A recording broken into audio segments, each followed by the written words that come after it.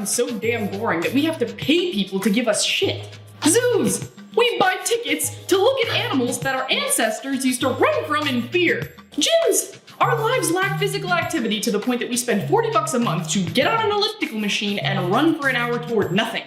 Amusement parks.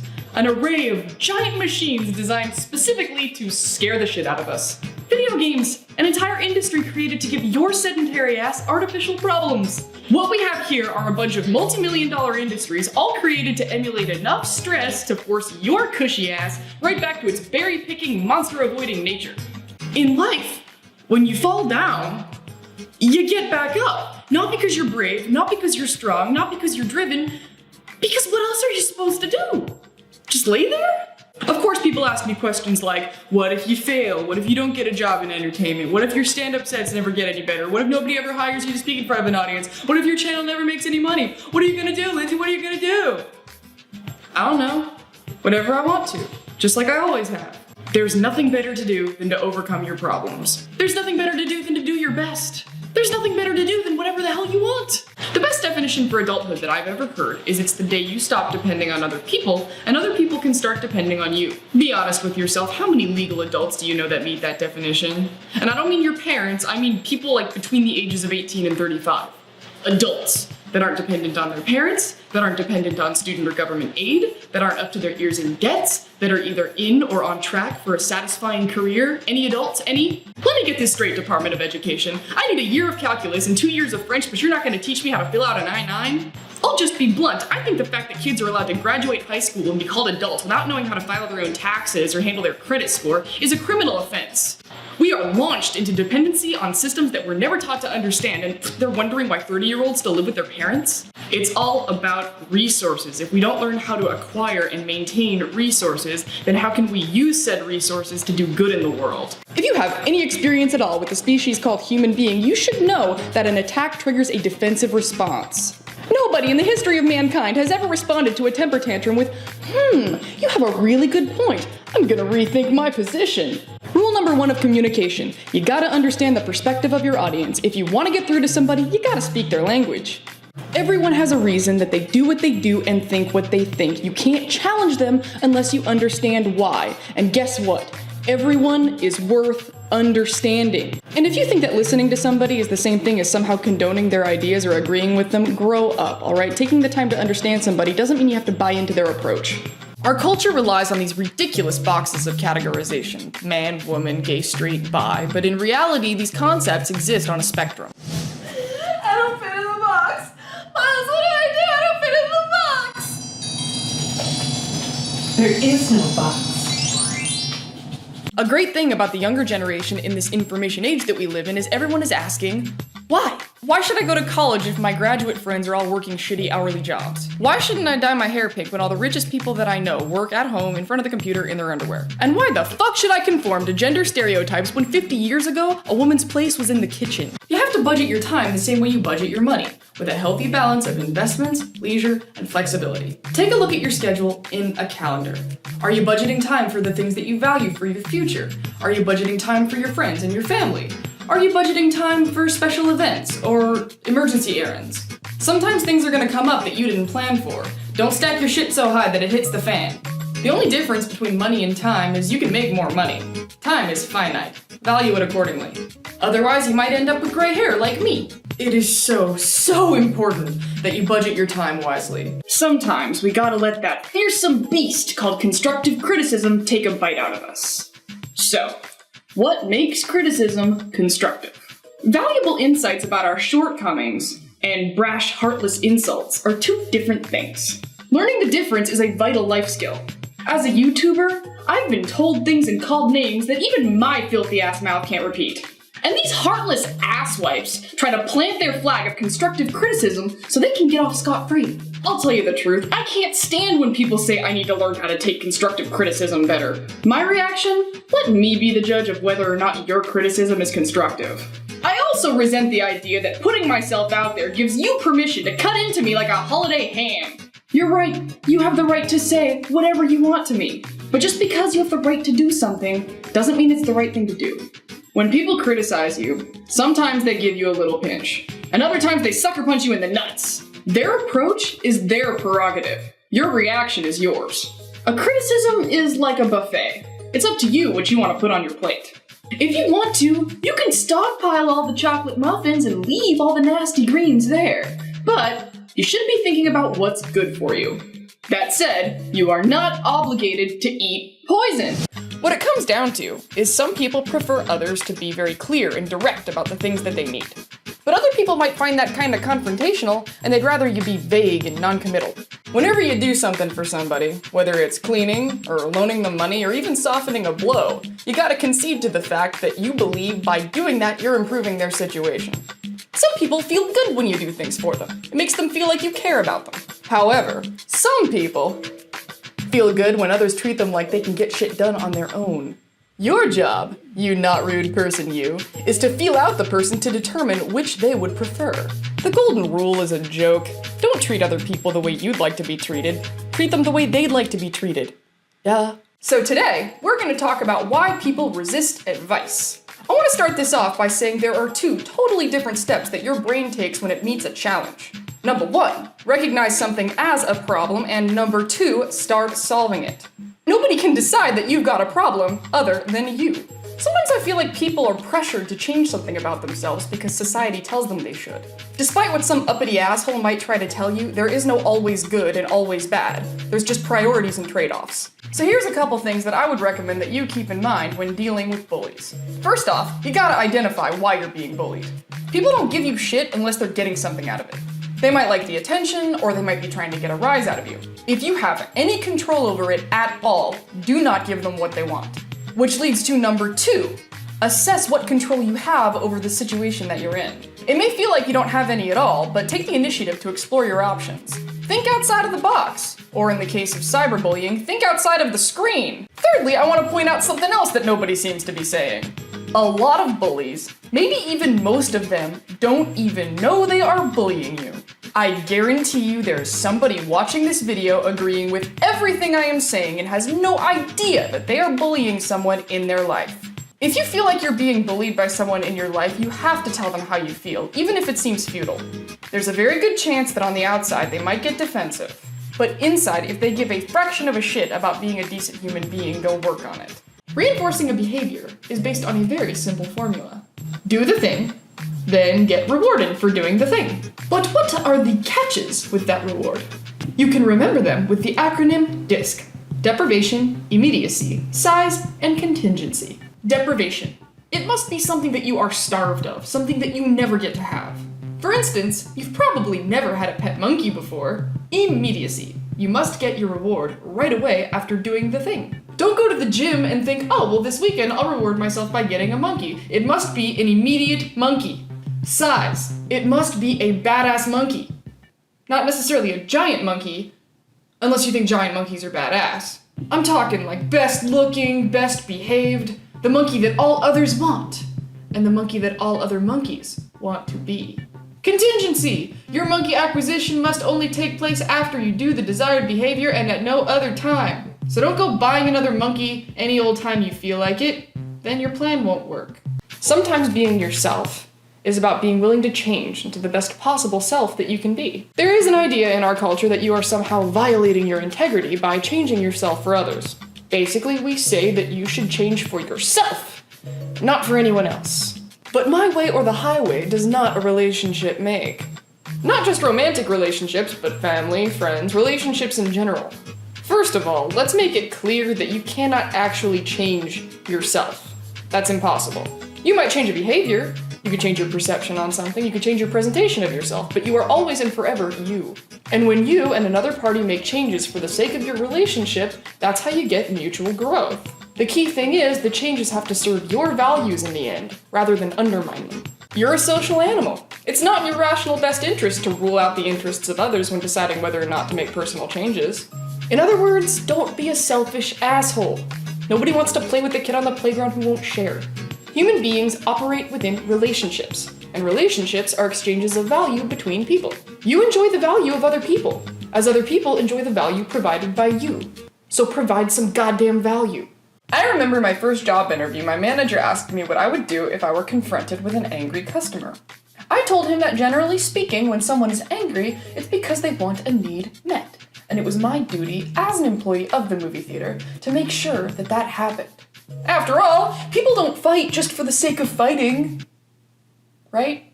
I was 16, and I was incredibly naive. People will fight you for 1,000 stupid reasons. They might want attention. They might be blaming you for something completely unrelated to anything that you did. They might want to knock you down because it makes them feel better about themselves. If your mind brain has completely processed the situation and there is no logical reason for them to be this angry, you've already lost. You've already lost because nothing that you could say or do could possibly change the path of action that crazy McPsycho-Pants has chosen. You can't reason someone out of a position they didn't reason themselves into. It's like pouring gasoline in an engine that runs on stupid. Try as you might, your pickaxe of careful thought and consideration can't chip away at that person's petty rage. You might be wondering, well, then what's the point of being rational at all? Can't this person see how practical I'm being? I'm being totally calm, totally logical, I'm even being empathetic. If none of this is working, what's the point? The truth is, the only person you can expect credit from for being logical is yourself. There are some things in life that you can do for other people, and there are some things you just gotta do for you. You know that being a reasonable person is a good thing. You know you'd rather be a rational individual than be that crazy asshole that's screaming in your face for no good reason. If you put yourself in an emotional state that requires the approval of that inconsiderate jerk, you're lowering yourself to their standards. Standards you don't agree with. When you have a negative emotion, save for a few extreme exceptions, the emotion is not the enemy. The cause of the emotion is the enemy. Sometimes we human beings feel sad, anxious, angry, depressed. You know, all the lousy shit. When we feel lousy, the natural reaction is that we want that feeling to stop. Then we make the mistake of believing that those feelings are the enemy. I'll put it this way. I remember when I was a kid learning about what a histamine is. To put it in layman's terms, histamines are the chemical compounds that cause the coughing, the runny nose, everything that makes you feel sick when you're fighting an illness. Weirdly though, those aren't the things that the illness is causing. Those are the things that your body is producing to fight the illness. Unless you have allergies and you need antihistamines because your body is producing all that crazy shit for no reason, but I'm getting off track here. What I'm trying to point out here is that depression and sadness and anxiety are like the histamines of your emotional mind. They're not there just to make you miserable. The powers that be didn't give you sadness just to be a dick. Your emotions are a part of being a human being. They're a part of who you are. If you turn against your emotions, you turn against yourself. And setting yourself up for serious self-esteem problems that could drag you down for the rest of your life. Anyway, there's this voice, this loud, booming voice inside of us that refuses to apologize because pride is so powerful. Pride is a very important thing. I know it's one of the 7 deadly sins, but it also drives us to do a lot of good in the world. It is totally productive to take pride in your work, in your accomplishments, and your character. But whenever pride chimes in, we have to consciously ask ourselves, is it driving us towards something that's productive? If pride is urging you to protect a mistake and risk a friendship in the process, you don't have to agree with pride. You own your emotions. Your emotions don't own you. Feel the emotion and let it pass, like a deuce. If you're going to take action, be sure to base your actions on reason. And pride doesn't only keep you from saying you're sorry, oh no. It also keeps you from forgiving those who have wronged you. The funny thing about forgiveness is the way that pride tricks you. Pride claims that by forgiving someone, you give some sort of credit or allowance to the person who pissed you off. When you forgive someone, you're not doing it for them, you're doing it for you. Forgiveness is something that happens inside of you. It's an emotional shift that you can choose. When someone hurts someone else, the pain hangs around until someone forgives or someone apologizes. Pride says whoever apologizes or forgives first loses.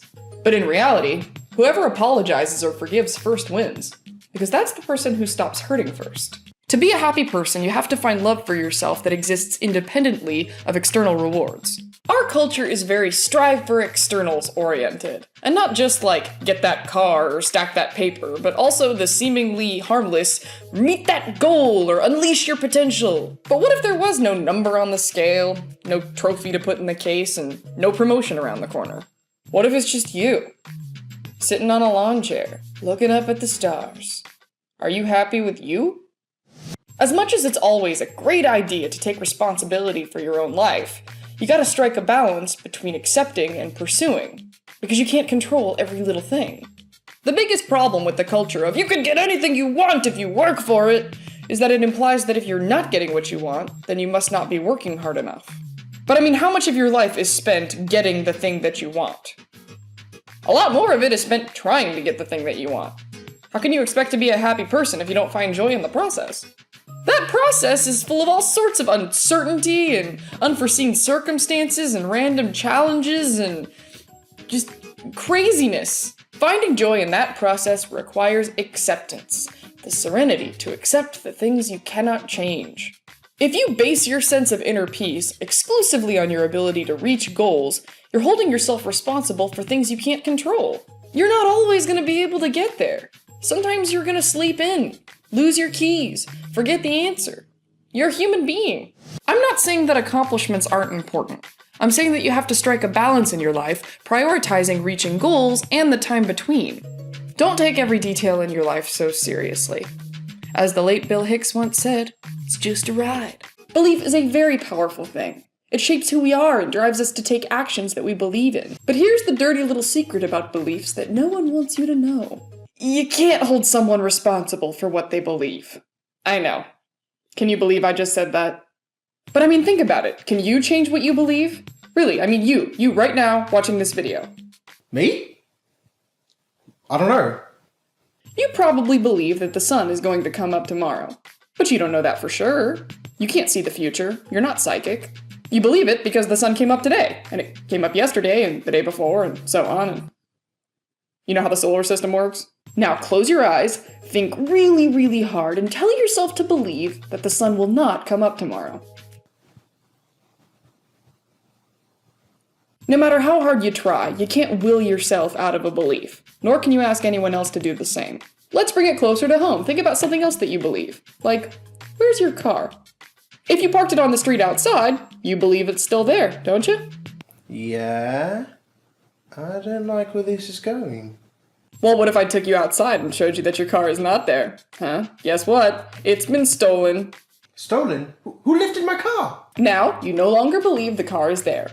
Why? Because new information and evidence made your belief change. The thing is, none of us have an objective, omniscient perspective of the world. All we get is this tiny shred of observation through our own two eyes in the limited amount of years that we spend on this planet. If you offer someone evidence that's contrary to their beliefs, it takes a great deal of psychological discipline on their part to really change their feelings. If we want to kill ideas that are damaging to our culture, we have to be really patient with that delicate process. All we can do is try to nurture a culture of understanding, open-mindedness, humility, and communication. Willful denial of knowledge and evidence is a choice. Belief is not. Everybody gets angry. It's a natural part of the human experience. Some people get angry sometimes, and some people get angry a lot. So what makes a person angry? You're angry every time you have a need that's not being met, and you're angry at whatever you perceive is standing between you and that need. The problem is anger doesn't tell you right off the bat what that need is. It just screams at you what's keeping you from it. Sometimes we get mad at the major players in our lives because we have unreasonable expectations.